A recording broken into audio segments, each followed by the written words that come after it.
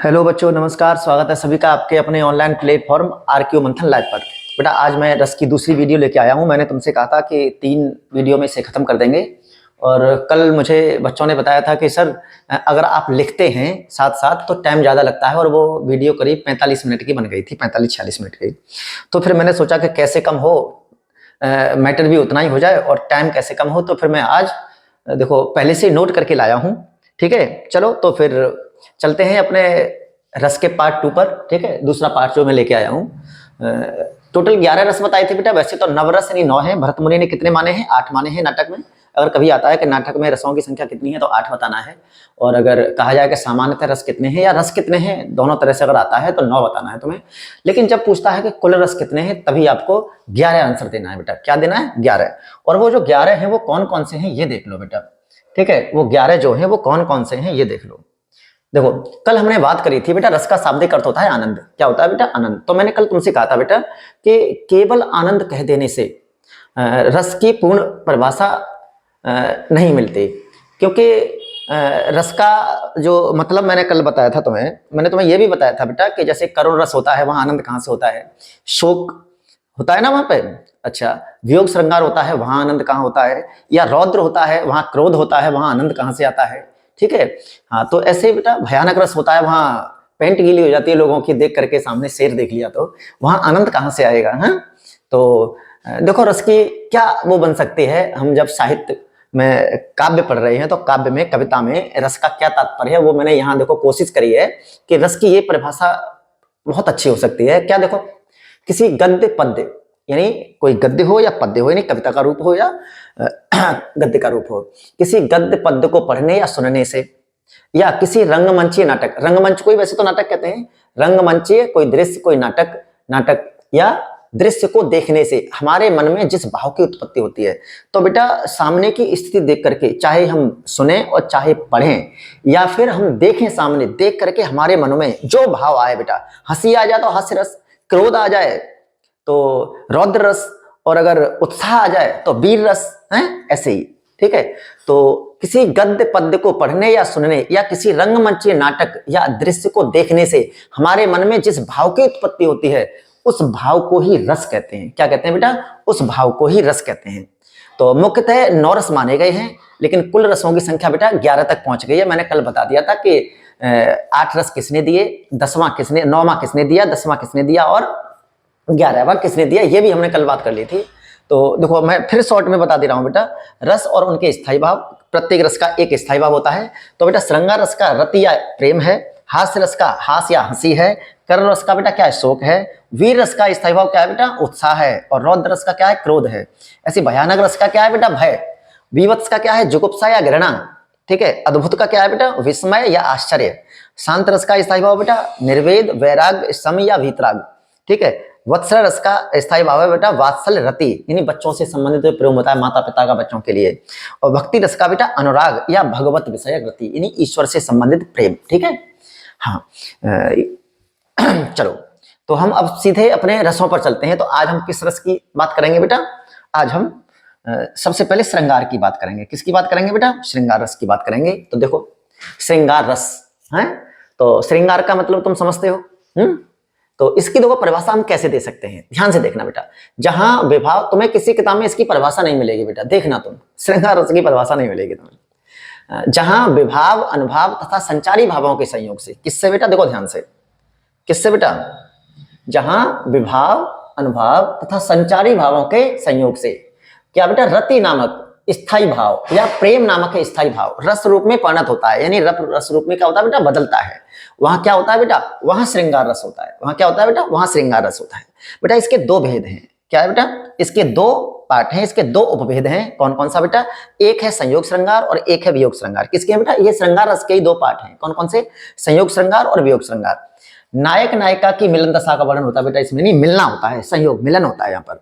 वियोग बेटा नायक और नायिका, हीरो हीरोइन, पति पत्नी, जो भी तुम कहना चाहो। ठीक है। नायक नायिका की मिलन दशा का वर्णन संयोग श्रृंगार में, और वियोग श्रृंगार यानी नायक नायिका की वियोग दशा का, यानी बिछड़ने की दशा का वर्णन होता है। इसे विप्रलंब श्रृंगार भी कहते हैं। ठीक है। वियोग श्रृंगार को क्या कहते हैं बेटा? विप्रलंब श्रृंगार भी इसी को कहते हैं। ध्यान रखेंगे इस बात को बेटा। ठीक है। चलिए तो इनको अब हम एग्जाम्पल के साथ पढ़ लेते हैं, ठीक है। अब इसको हम एग्जाम्पल के साथ पढ़ लेते हैं। तो क्या है देखो बेटा, संयोग श्रृंगार। संयोग श्रृंगार में हमने क्या कहा है बेटा कि जहां नायक नायिका की मिलन दशा का वर्णन होता है वहां संयोग श्रृंगार रस होता है। तो ये एग्जाम्पल दिए हैं मैंने, और देखो इनको देख लो बेटा अच्छी तरह से। बतरस लालच लाल की मुरली धरी लुकाए, सौह करें भौहन हंसें दैन कहें नट जाए। ठीक है, देखो ध्यान से देखना बेटा।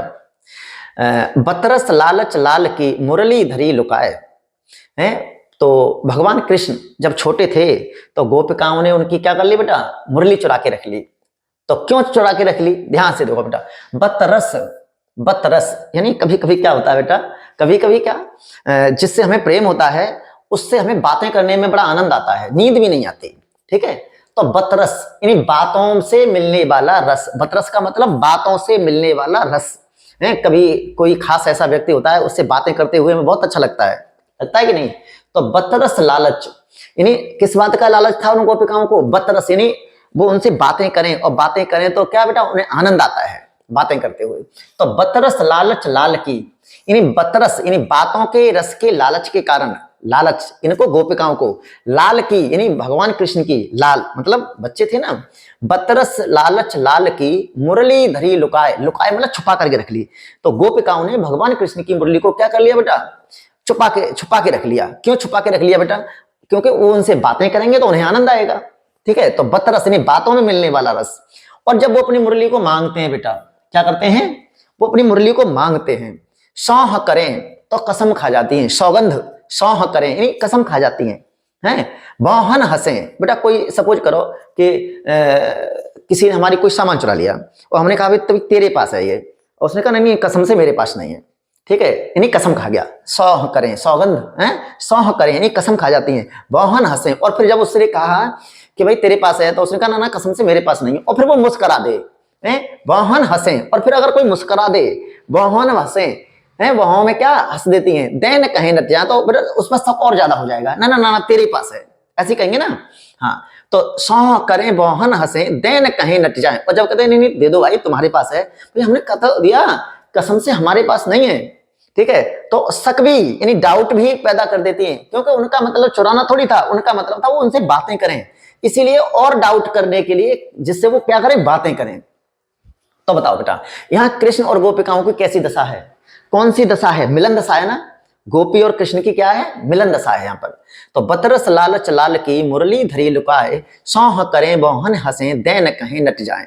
ठीक है, हाँ, तो जब देने कहते हैं अरे भाई हमने तुम कह तो दिया तुमसे हमारे पास नहीं है, हाँ। तो यहाँ पर बेटा गोपी और गोपिकाओं की क्या है बेटा, मिलन दशा का वर्णन है, इसलिए यहाँ क्या है बेटा, संयोग श्रृंगार है। ठीक है, मुझे लगता है कि तुम्हें समझ आ गया होगा। अच्छा, अगला एग्जाम्पल देखो बेटा। राम को रूप निहारत जानकी कंगन के नग की परछाई, याते सब सुध भूल गई कर टेक रही पलटारत नाही। देखो ध्यान से बेटा, राम को रूप निहारत जानकी कंगन के नग की परछाई, याते सब सुध भूल गई कर टेक रही पलटारत नाही है। परछाई और नाही ऐसे भी लिखा होता है, लेकिन यही सही है। चलो देखो बेटा, जब भगवान राम और सीता मैया की जब क्या बेटा भांवर जब पढ़ रही हैं, उस समय जब बैठे होते हैं ना, पंडित जी बैठे होते हैं और दूल्हा दुल्हन एक साइड में बैठे होते हैं, ऐसी स्थिति होती है ना बेटा शादी के समय।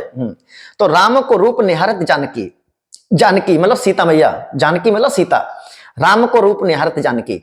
तो जानकी जो है, जो सीता हैं, वो किसके रूप को निहार रही है बेटा, निहारना मतलब देखना है। तो राम को रूप यानी राम के रूप को क्या कर रही है, निहार रही है। कहाँ निहार रही है बेटा, फेस टू फेस नहीं। राम को रूप निहारत जानकी कंगन के नग की परछाई, यानी हाथ में जो कंगन बंधा होता है और उस कंगन में नग जो होता है, नग में जो प्रतिबिंब दिखाई दे रहा था, परछाई है, नग में जो प्रतिबिंब दिखाई दे रहा था, तो राम का प्रतिबिंब, राम की मूर्त उस नग में दिखाई दे रही थी। किसमें, जो कंगन में नग था उस नग में दिखाई दे रही थी। तो ध्यान से देखो बेटा, राम को रूप निहारत जानकी कंगन के नग की परछाई। तो यहाँ नायक राम है और नायिका कौन है बेटा, सीता है। तो राम को रूप निहारत जानकी कंगन के नग की परछाई, यानी राम के रूप को जो जानकी है, जो सीता है, वो किसमें निहार रही है बेटा, उस कंगन में जो नग है, उस नग में जो प्रतिबिंब दिखाई दे रहा है, जो परछाई दिखाई दे रही है, उसको क्या कर रही है बेटा, वो निहार रही है, देख रही है। याते यानी इसलिए सब यानी सब कुछ, सुध भूल गई इसलिए सब सुध बुध भूल गई है। कर टेक रही, कर मतलब हाथ, टेक मतलब सहारा लेकर के, कोई बात होती है तो सहारा ऐसे हाथ टेक करके क्या हो जाते हैं, बेहोश हो जाते हैं, मतलब टकटकी लगा के कहीं देखने लगते हैं, उसी में हम क्या हो जाते हैं बेटा, पूरी तरह से आसक्त हो जाते हैं, पूरी तरह से लीन हो जाते हैं उसमें। तो कर टेक रही पल टारत नहीं, तो बेटा कर का, कर अरे हाथ का सहारा लेकर के धरती से, जमीन से, कर टेक रही पल टारत नहीं, और ऐसे टकटकी लगा करके देख रही हैं, एक टक होकर के देख रही हैं, निर्निमेष होकर के देख रही हैं, अपलक होकर के देख रही हैं, ठीक है। और जैसे हम किसी चीज को वो करते हैं ना, देखते हैं, तो तुमने देखा होगा कभी कभी ऐसे करके सामने करता है कोई, ये देख रहा है, ऐसे होश है कि नहीं है, हाँ समझे नहीं, याते इसलिए सब शुद्ध भूल गई, यानी क्या कर रही है बेटा, राम का रूप देख रही है, और राम का रूप देखते देखते सब कुछ भूल गई है, शुद्ध बुद्ध भूल गई है। तो राम को रूप निहारत जानकी कंगन के नग की परछाई, याते सब शुद्ध भूल गई, कर टेक रही पलक टारत नहीं, और बिल्कुल पलकों क्या नहीं करें बेटा, पलकों को टार नहीं रही है बिल्कुल भी है। तो यहाँ राम और सीता की कौन सी दशा है बेटा, ये मिलन दशा है। कौन सी है, मिलन दशा है, इसलिए कौन सा बेटा, संयोग श्रृंगार। कौन सा है, संयोग श्रृंगार। ये भी बेटा वहीं का है, ये वनगमन की बात है। राम सीता जब वन जा रहे हैं, राम लक्ष्मण सीता, तो रास्ते में जा रहे थे, रास्ते में मतलब जो है थोड़े जब थक जाते हैं तो बैठते हैं ना, तो बैठ गए, एक गांव आया वहां पर, ठीक है। अच्छा, एक जगह ये भी है बेटा कि राम लक्ष्मण जब वहां गए हैं जनकपुरी में, वहां की भी मतलब वो है इसमें, तो चितवत चकित चहुँ दिस सीता, चितवत चकित चहुँ दिस सीता, कहाँ गए नृप किशोर मन चीता, लता ओट तव सखिन लखाए, श्यामल गौर किशोर सुहाए। देखो ध्यान से बेटा, चितवत चकित चहुँ दिस सीता, कहाँ गए नृप किशोर मन चीता, लता ओट तव सखिन लखाए, श्यामल गौर किशोर सुहाए। किशोर मतलब राजकुमार, कौन, राम और लक्ष्मण की बात कर रहे हैं। तो चित्तवत यानी राम लक्ष्मण मतलब जो है एक पेड़ की ओटक में वो बैठ गए थे, तो उसमें दिखाया है चित्तवत चकित चहुँ दिस सीता, यानी सीता चारों ओर चकित होकर के देख रही, किधर गए, यानी आंखों से क्या हो गए थे, ओझल हो गए थे, इसलिए चित्तवत चकित चहुँ दिस सीता है, कहाँ गए यानी कहाँ गायब हो गए, नृप यानी राजकुमार, नृप किशोर यानी राजकुमार, नृप मतलब राजा, किशोर मतलब उनके पुत्र, नृप किशोर मन चीता यानी जो मेरे मन को कैसे लगते हैं, अच्छे लगते हैं, वो राजकुमार दोनों कहाँ गए। लता ओट तब सखिन लगाए लखाए, यानी लता यानी जो बेल होती हैं उसकी, उसमें किसमें ओटक में बैठे थे, तो उन्होंने किसने बेटा, सखियों ने बताया, देखो वो बैठे हैं। लता ओट, ओट मतलब उसके पीछे, लता ओट तब सखिन लखाए, हैं किसने दिखाया, लखाए मतलब दिखाए, किसने, सखियों ने, किसको, सीता को। लता ओट तब सखिन लखाए, श्यामल गौर किशोर सुहाए, यानी श्यामल, श्यामल मतलब राम, गौर यानी गोरे, कृष्ण वो सॉरी लक्ष्मण, तो ये राम यानी श्यामल कलर के कौन थे, राम, और गौर कलर के कौन थे, लक्ष्मण। तो किशोर यानी दोनों, सुहाई उन्हें क्या बेटा दिखाई दिए, जो अच्छे लगते थे वो उन्हें दिख गए, और उन्हें क्या हो गया बेटा, चैन पड़ गया, ठीक है। कहते हैं ना जैसे कोई हम कहीं जा रहे हैं और कोई ओझल हो जाए आंखों से, अरे भाई किधर गया किधर गया किधर गया किधर गया, ऐसे करके वो हो जाती है ना, तो किसके कारण बेटा, प्रेम के कारण, ठीक है। तो यहाँ भी किसी कौन सी बात है बेटा, यहाँ भी मिलन दशा है, राम और सीता की क्या है बेटा, मिलन दशा का वर्णन है, इसीलिए इन सभी में क्या है बेटा, संयोग श्रृंगार है। तो मैंने बताया ना बेटा कि जहां नायक नायिका कह दो, हीरो हीरोइन कह दो, या पति पत्नी कह दो, उनकी कैसी हो बेटा, मिलन दशा का वर्णन हो, वहां संयोग श्रृंगार रस होता है, ठीक है। चलिए तो हम अगला देखते हैं बेटा। ज्यादा तो नहीं हो रहा है बेटा, ज्यादा तो नहीं हो रहा है, शायद ऐसा हो कि ज्यादा हो जाए, एक मिनट।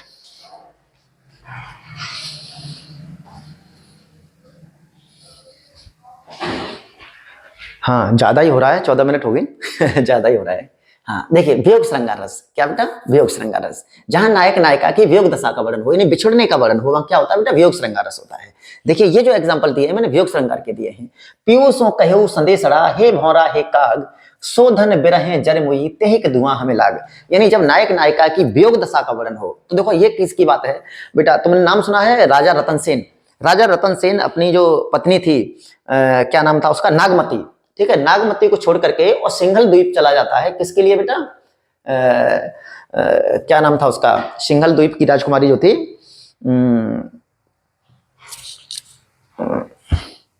पद्मावती को लेने। किसको बेटा? पद्मावती को लेने। तो किसको? नागमती को घर छोड़ जाता है, पद्मावती के लिए चला जाता है वहां लेने के लिए। तो उस समय नागमती वियोग में है, उसे कई महीने हो गए और उसी में नागमती वियोग वर्णन 12 मासा लिखा है।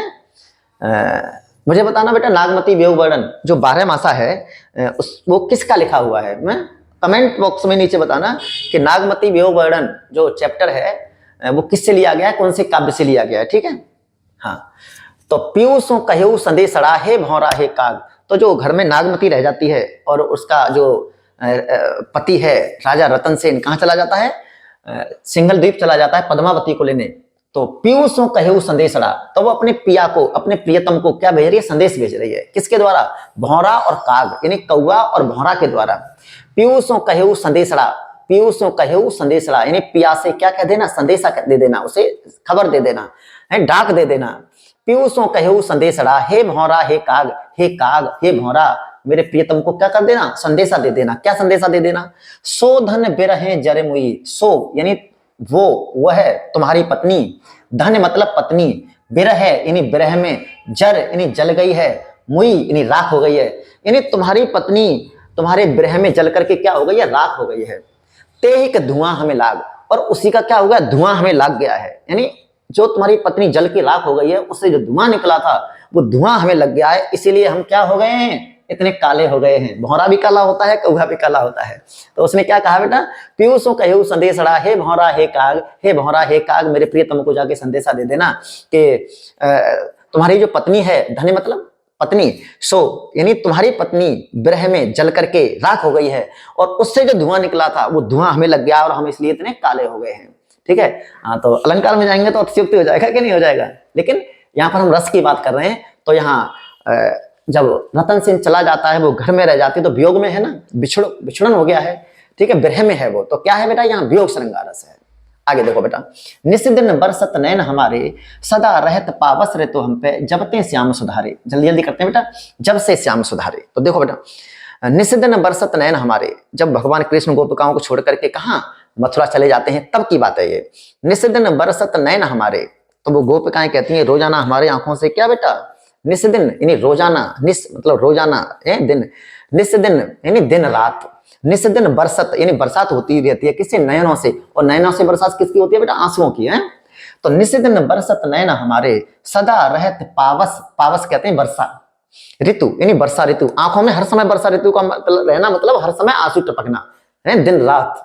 तो सदा रहत पावस ऋतु हम पे, जबते श्याम सिधारे, जब से भगवान कृष्ण, जब से कन्हैया यहाँ से चला गया है, तब से हमारी आंखों में क्या रहता है बेटा? सदा वर्षा ऋतु, अर्थात हर समय रोते रहते हैं, हर समय वियोग में रहते हैं। तो बताइए बेटा, कृष्ण और गोपिकाओं की कौन सी दशा है? वियोग दशा है, बिछुड़ने की दशा है। इसलिए क्या है बेटा? यहाँ पर वियोग श्रृंगार है। ठीक है, हे खगमृग हे मधुकर श्रेणी, तुम देखी सीता मृग नैनी, यानी जब रावण जो है किसको चुरा ले जाता है? सीता को चुरा ले जाता है। तो राम जो है वन में घूम रहे हैं, परेशान हो रहे हैं, फफिया रहे हैं। तो वो जब वन में ढूंढ रहे हैं, ठीक है, तो बेटा ऐसे में व्यक्ति किंग कर्तव्य विमूढ़ हो जाता है, यानी अपना विवेक खो बैठता है। वो क्या कह रहा है, क्या कह रहा है, कैसे कह रहा है, समझ नहीं आता है उसको। तो देखो, हे खग मृग हे मधुकर श्रेणी, हे खग यानी पक्षियों को पूछ रहे हैं, हे खग किसको पूछ रहे हैं बेटा? पक्षियों को। हे खग मृग, मृग कहते हैं बेटा जंगली जानवरों को, सामान्यतः लोग कहते हैं हिरन, लेकिन हिरन नहीं, मृग जो है वो कंबाइंड रूप से प्रयोग होता है। ठीक है, तो हे खग मृग हे मधुकर श्रेणी, हे मधुकर, मधुकर समझते हो? भौरे को कहते हैं, श्रेणी, और इसी श्रेणी के सभी जीव जंतुओं, बाकी सबसे पूछ रहे हैं।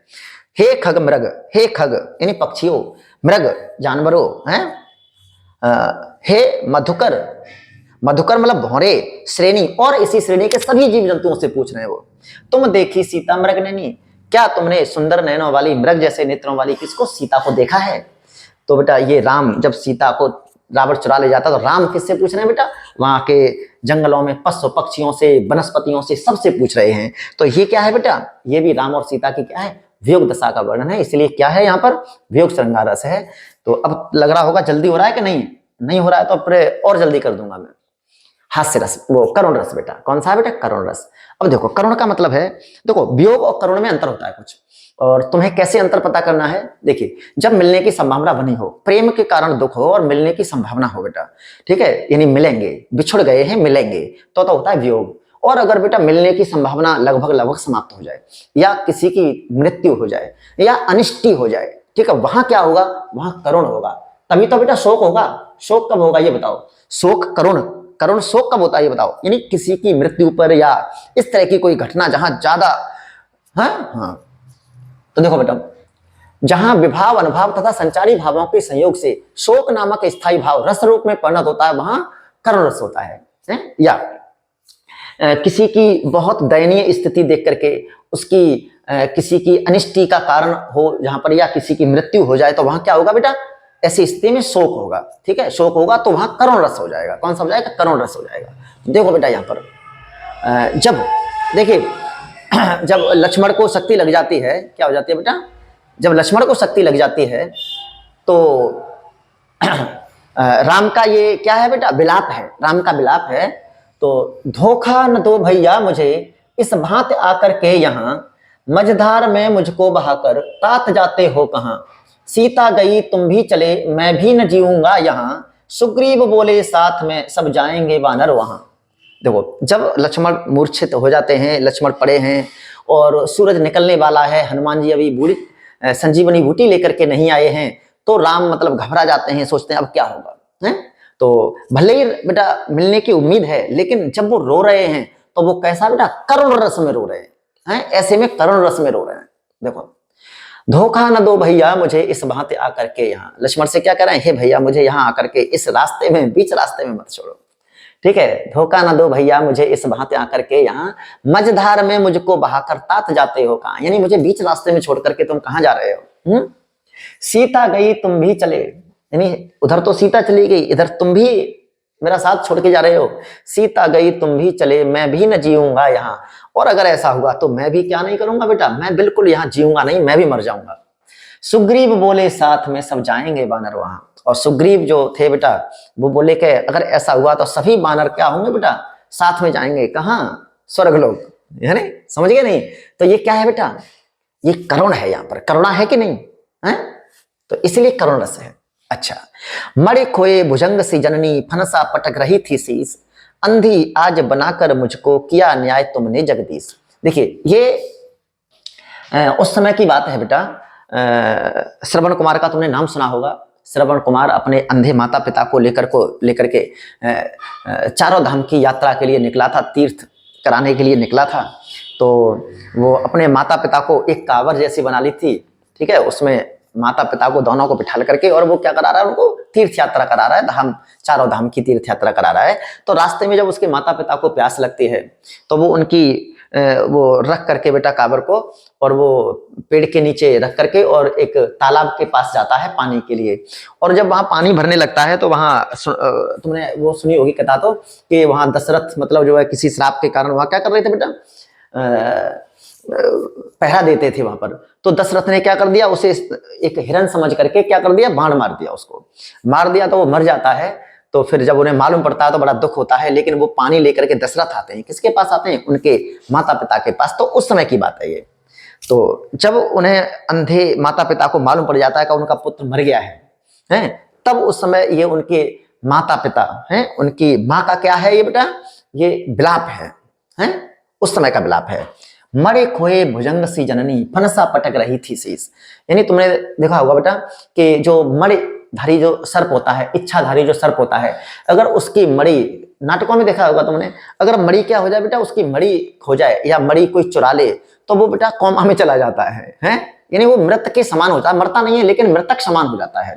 तो मणि खोए भुजंग सी जननी, यानी अगर किसी मणिधारी यानी इच्छाधारी सर्प जो होता है, मणिधारी जो सर्प होता है, उसकी क्या हो जाए बेटा, मणि खो जाए, तो उस सर्प की, उस भुजंग की जननी की क्या हालत होगी, उसकी माँ की क्या हालत होगी, जिसके बेटे की मणि चली गई, वो क्या होगा, मृतक समान हो गया है। मणि खोए भुजंग सी जननी फनसा पटक रही थी शीस, तो बेटा फन पटक पटक के रोती है वो, शीस पटक पटक के रोती है। ऐसे कौन रो रहा है बेटा, श्रवण कुमार के माता पिता रो रहे हैं, उसकी जननी माँ रो रही है। कैसे, जिस तरह से जो सर्प होता है उसकी क्या हो जाए बेटा, मणि खो जाए तो उसकी माँ जैसे रोएगी। अंधी आज बनाकर मुझको किया न्याय तुमने जगदीश, तो वो क्या कह रही है, जगदीश यानी ईश्वर से करे, हे जगदीश, हे जगदीश्वर, हे ईश्वर तुमने अच्छा किया, अंधी आज बनाकर मुझको, यानी हमें अंधा बना करके तुमने अच्छा किया। क्या किया? अच्छा किया। अंधी आज बनाकर मुझको किया न्याय तुमने जगदीश, तुमने हमारे साथ न्याय ही किया है, अन्याय नहीं किया है। क्योंकि अगर आज हम अंधे नहीं होते तो हमें इन आंखों से अपने पुत्र की क्या देखनी पड़ती? लाश देखनी पड़ती, उसको मृत देखना पड़ता। कम से कम हमारी आंखें नहीं हैं, तुमने हमें अंधा कर दिया पहले ही, और हम क्या नहीं कर पा रहे हैं? उसकी मृतक शरीर को नहीं देख पा रहे हैं। तो अच्छा हुआ कि हम अंधे हो गए, कम से कम मृतक शरीर को तो नहीं देख पा रहे हैं, तुमने हमें अंधा करके हम पर क्या किया है बेटा? हमारे साथ न्याय ही किया है, हम पर उपकार ही किया है, हमारे साथ कोई गलत नहीं किया है। तो मण खोए भुजंग सी जननी फरसा पटक रही थी शीस, अंधी आज बनाकर मुझको किया न्याय तुमने जगदीश। मुझे लग रहा है कि तुम्हें ये बात समझ आ गई होगी है। हाँ, तो क्या है बेटा? करुण रस है, यहाँ पर करुण है कि नहीं है? हाँ, देखो, प्रिय पतु है मेरा प्राण प्यारा कहाँ है, दुख जलन निधि डूबी का सहारा कहाँ है, लख मुख जिसका मैं आज लो जी सकी हूँ, वह हृदय दिलारा नैन तारा कहाँ है। बेटा ये गौतम बुद्ध से भी रिलेटेड है। और बेटा जब अर्जुन का जो पुत्र है अभिमन्यु, और किस में मर जाता है बेटा? जब वो क्या करने गया था? चक्रव्यूह को तोड़ने गया था, वहां सभी कौरव इकट्ठे होकर के और उसको क्या कर देते हैं? मार देते हैं। तो उस समय की बात है, उसकी मां, किसकी?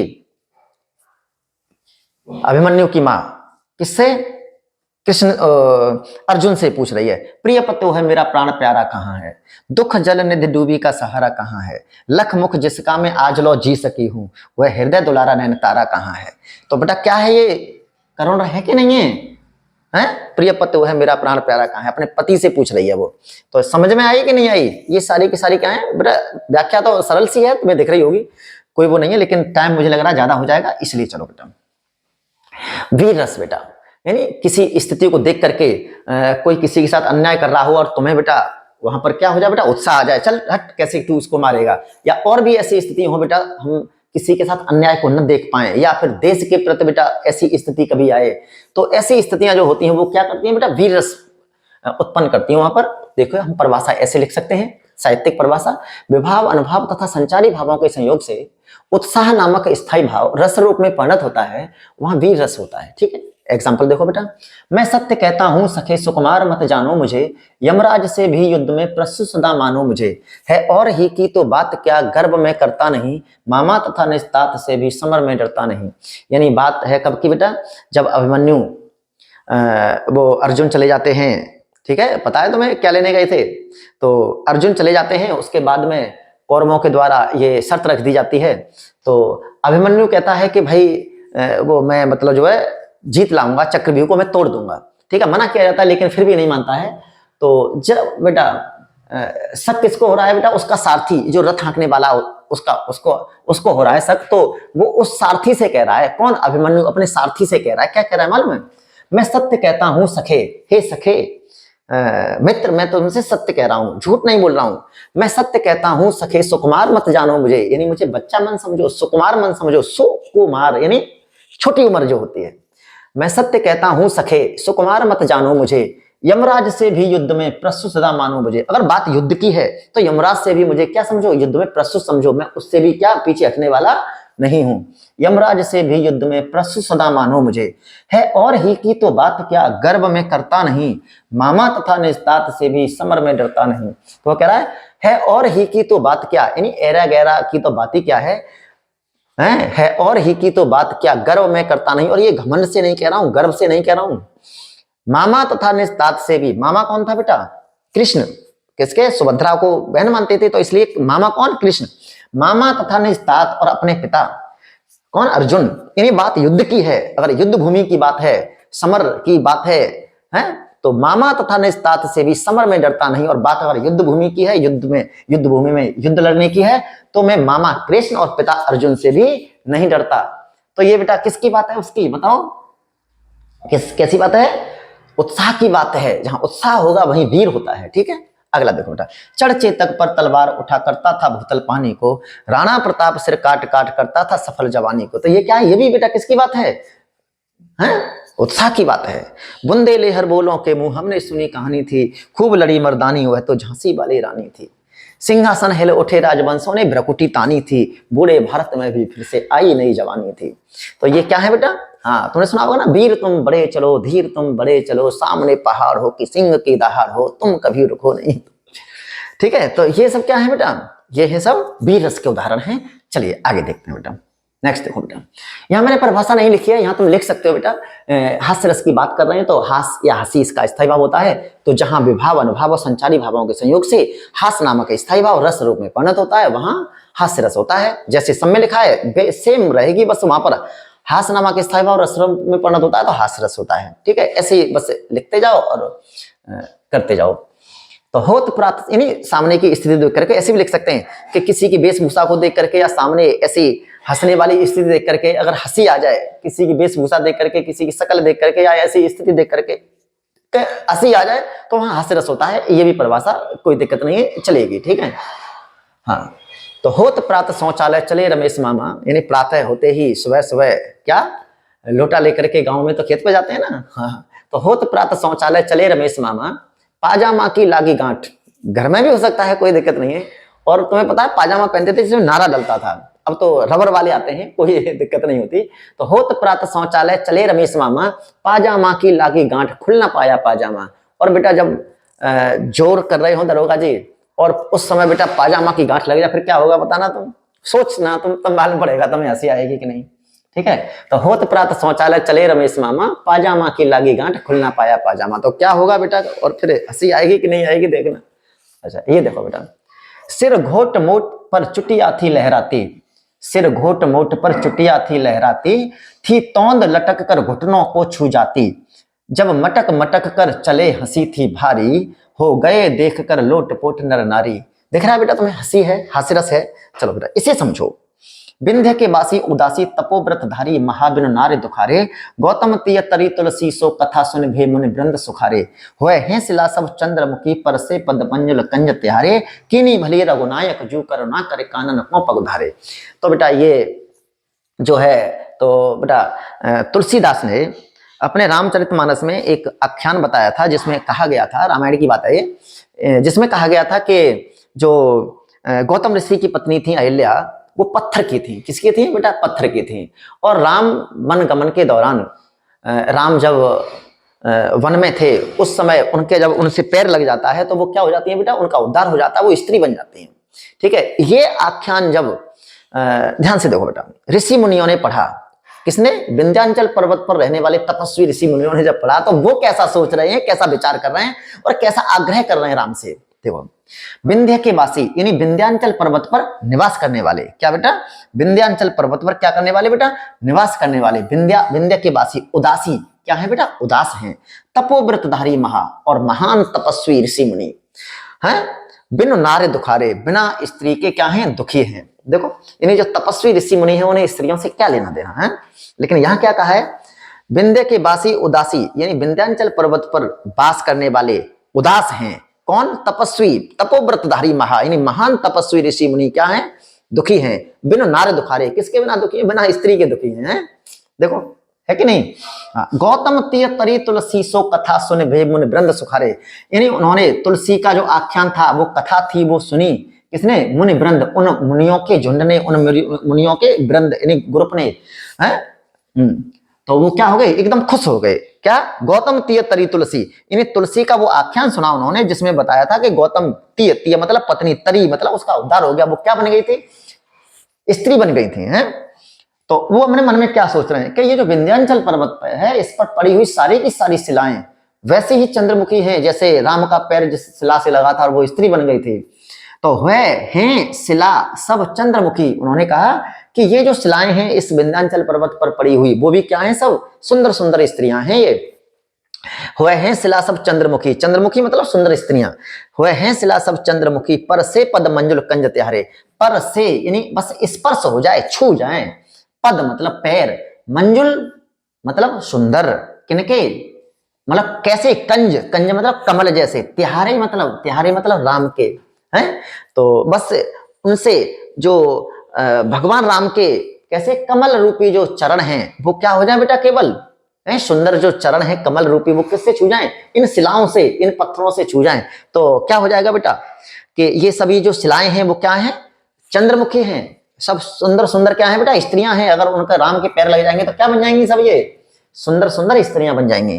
कीनी भली रघुनायक जू, हे रघुनाथ, हे रघुनंदन, हम पे कृपा करो करुणा करे, यानी हम पे करुणा करके, हम पर दया करके करुणा कर कानन को पगुधारे। कानन कहते हैं जंगल, यानी इस जंगल से होकर के अपने पैरों से निकल जाइए, ठीक है, और इनसे स्पर्श हो जाएगा तो ये सारी की सारी शिलाएं क्या हो जाएंगी, ये सब स्त्रियां बन जाएंगी। और हम सभी जितने भी यहाँ मुनि वृंद हैं, जितने भी महात्मा लोग हैं, सभी उन शिलाओं से जो स्त्रियां बन जाएंगी उनको सबको बांट लेंगे आपस में, ठीक है। तो क्या है बेटा, हास्य है कि नहीं है ये बताओ, समझ आई कि नहीं है ये बात। तो ये हास्य रस है बेटा। चलिए आगे देखते हैं जल्दी जल्दी। रौद्र रस, रौद्र का मतलब होता है बेटा क्रोध, यानी ऐसी स्थिति दिखाई दे कि क्रोध आ जाए एकदम। मालूम पड़े कि तुम यहाँ कोचिंग पढ़ रहे हो और घर से सूचना आ जाए कि पड़ोसी ने भैया के सर फोड़ दिया है, ठीक है, बताइए तुम कैसा क्रोध आएगा तुम्हें। ये लगेगा अभी जाऊंगा घर से बंदूक निकाल करके पहले गोली मारूंगा उसमें, ऐसा लगेगा ना। तो क्रोध, ठीक है, हाँ। तो रौद्र रस मतलब क्रोध स्थायी भाव है। तो जहां विभाव, अनुभव और संचारी भावों के संयोग से क्रोध नामक स्थायी भाव रस रूप में परिणत होता है, वहां क्या होता है बेटा, क्या होता है, रौद्र रस होता है। देखो ध्यान से देखो बेटा, पहला एग्जांपल देखो।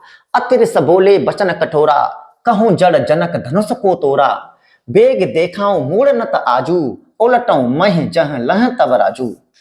यानी जब भगवान राम ने धनुष, सीता स्वयंवर के समय धनुष जब प्रतिज्ञा चलाई थी तो वो टूट गया था और उसके टूटने से आवाज हुई थी।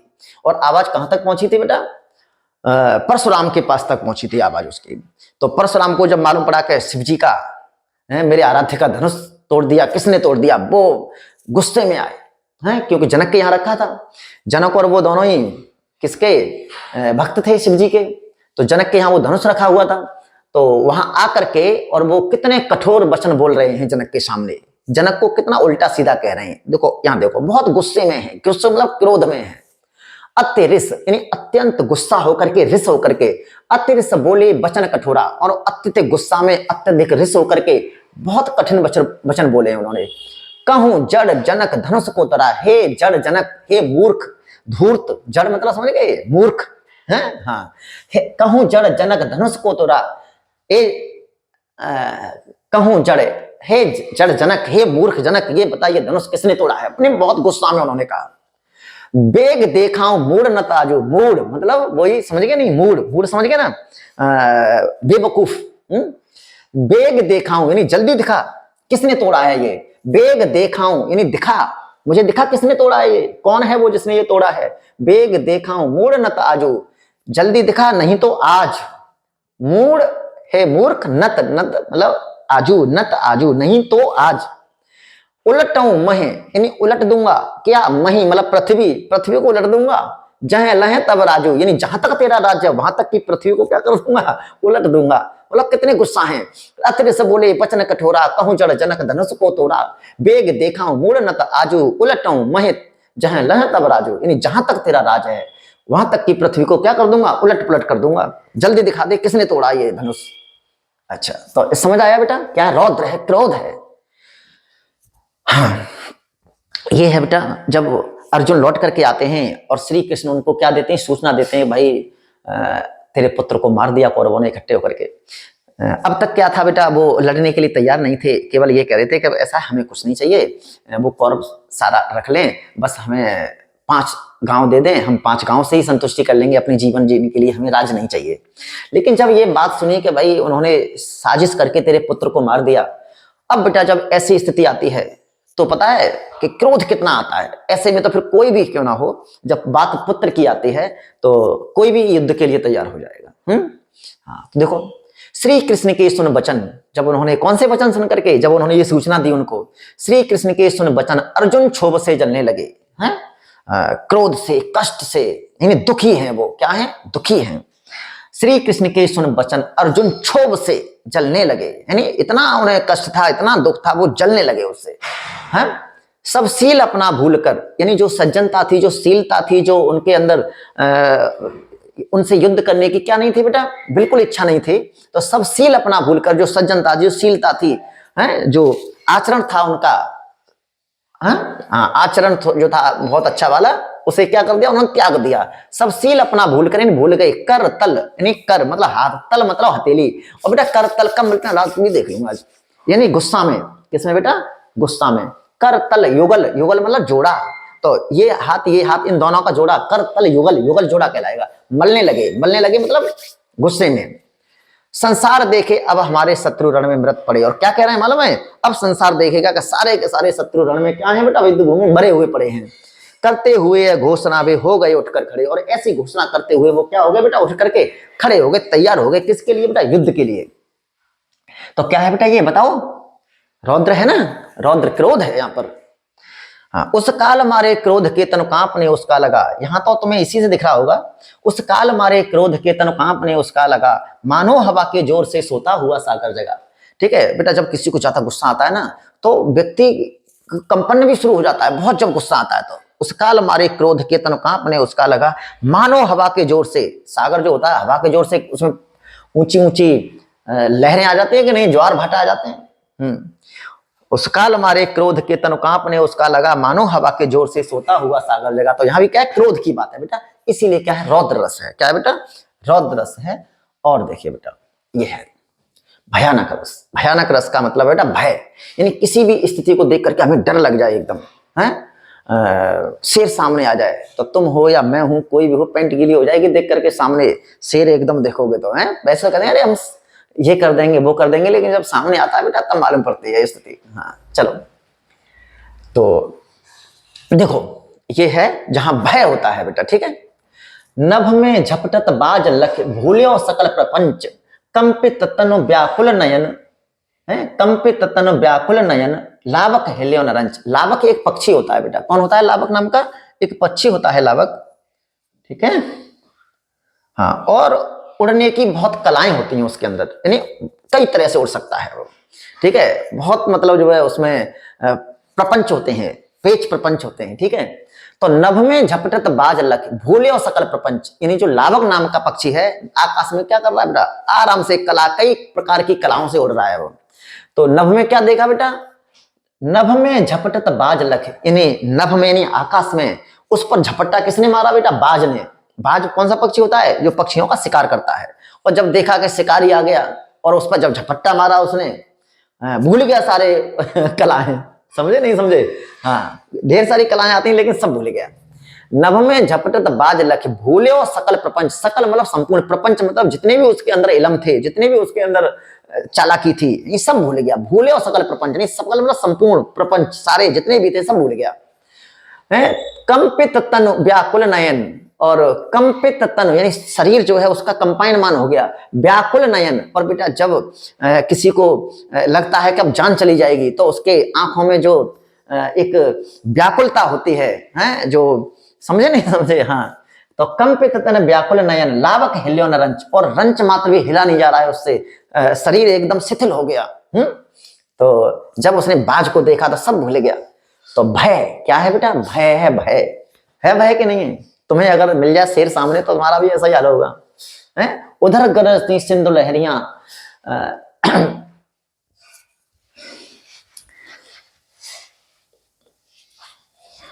हाँ देखो, एक और अजगर लख, एक और मृग राय।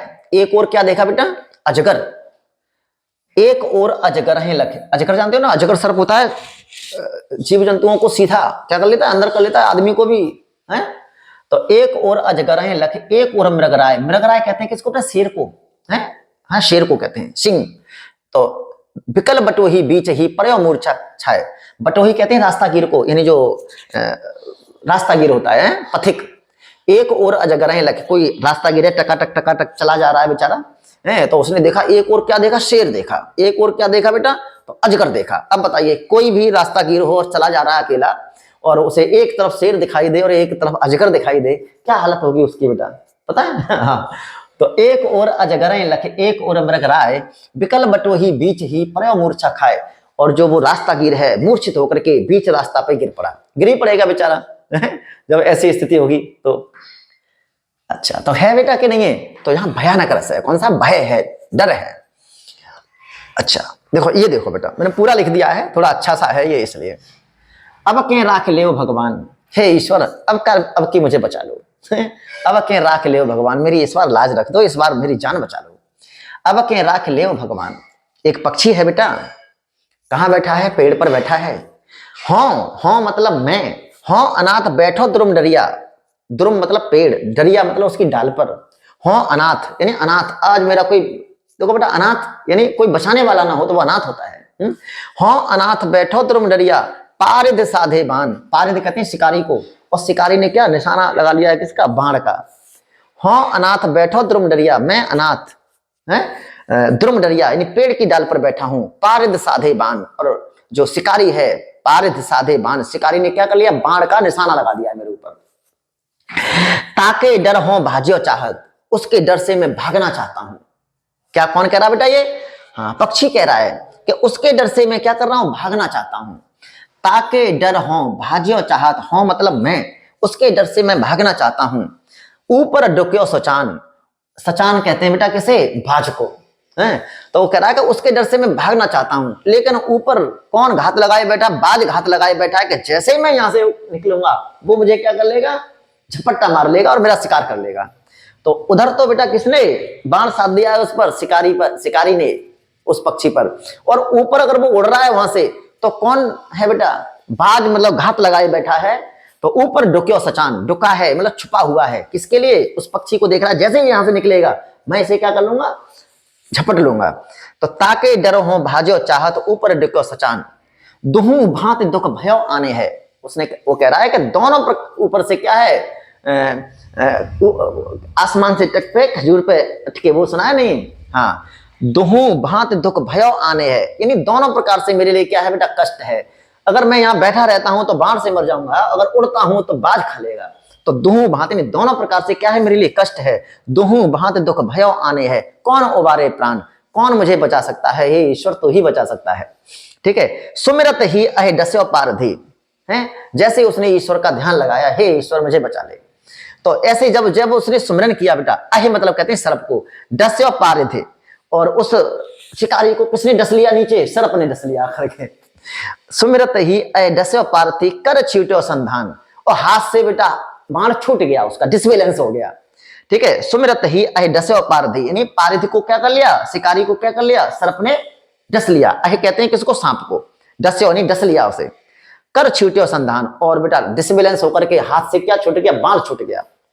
सूरदास सर लगे सचाने है, सूरदास जी क्या कह रहे हैं? सर कहते हैं बाण को, बाण को कहते हैं सर। वैसे ये लिखा जाता है बेटा सर, लेकिन यहाँ सर का मतलब बाण ही है। कवि ने जैसा लिखा है वैसा ही लिखेंगे हम। यहाँ बहुत बर्तन गलत होती हैं, लेकिन इसका मतलब ये नहीं है कि हमने अपनी तरफ से गलत किए हैं, वो ऐसे लिखी होती हैं, वैसे लिखी जाती हैं। सूरदास सर लगे सचाने है, और सूरदास जी कह रहे हैं कि वो बाण जो किस पर साधा था? लावक पर, सॉरी उस पक्षी पर जो साधा था वो किस में लग गया? जाकर के सचान में, यानी बाज में लग गया। सूरदास सर लगे और सचाना है, जय जय कृपा निधान। तो उस मतलब ईश्वर की क्या कर रहे हैं बेटा? कृपा की क्या कर रहे हैं? व्याख्या कर रहे हैं, गुणगान कर रहे हैं कि ऐसे होते हैं आराध्य, यानी जिसकी हम मतलब समझ गए कि नहीं समझे तुम? हाँ, तो यहाँ क्या है बेटा? जब उसने देखा कि नीचे से बाण साध दिया है और ऊपर से बाज खा जाएगा, तो क्या हालत होगी बेटा उसकी? तो क्या होगा? भय, डर है। तो ये भयानक था।